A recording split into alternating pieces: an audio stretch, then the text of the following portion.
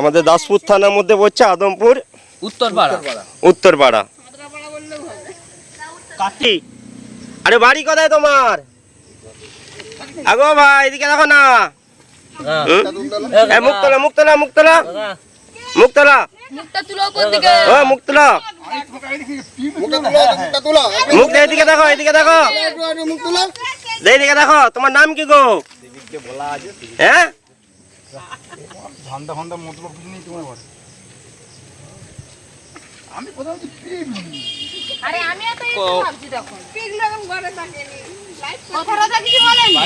না না কিছু বলতে পারছে না তো, মানে কি একটা প্রবলেম রয়েছে।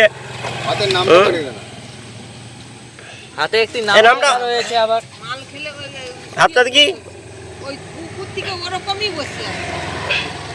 কিছু এদিক হয়তো ওই তো মুখ তুলছে, মুখটা তুলতে বল ভালো করে।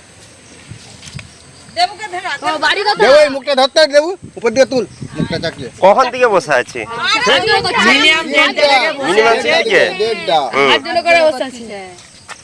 3টার আগে থেকে বসে আছে। ঘুমা যাচ্ছ কেন? কোথা থেকে এসছো গো? ও বড় ভাই হাত দিয়ে নিস। বাড়ি কোথায়? কিছু বলছে না, কানে শুনতে পাই না। হ্যাঁ বলুন। এই ছেলেটি দুপুর 1:30 থেকে বসে আছে, তার কোনো পরিচয় দিচ্ছে না, ও বাড়িও বলছে না। এই তার নামও জিজ্ঞাসা করছি, হাতে একটি নাম লেখা রয়েছে কি মনীষ।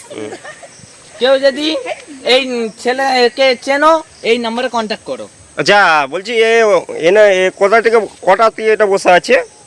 মিনিমাম 1:30 থেকে বসে আছে, আর 1:30 আগে অন্য পাড়ায় গিয়েছিল। আচ্ছা, আর বয়স অনুমান কিরা কত হবে? 25-26 বয়স হবে। আর মানে বিকাল 3টা দিকে এখানে বসে রয়েছে, তাই তো? নামও কিছু বলতে পারছে না, আর হাতে একটা নাম লেখা রয়েছে, যেটা দেখাচ্ছি, যতটা বোঝা যাচ্ছে না। কেউ কিছু বলছে না, এখানে আমাদের সবাই দেখা যাচ্ছে। এটা হচ্ছে এইটা হচ্ছে আমাদের দাসপুর থানার মধ্যে পড়ছে আদমপুর উত্তরপাড়া। কার্তিক চন্দ্র সাঁতরা দোকানের সামনে।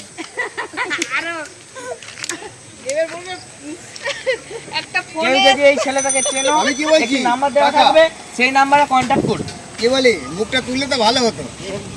ভিডিও হ্যাঁ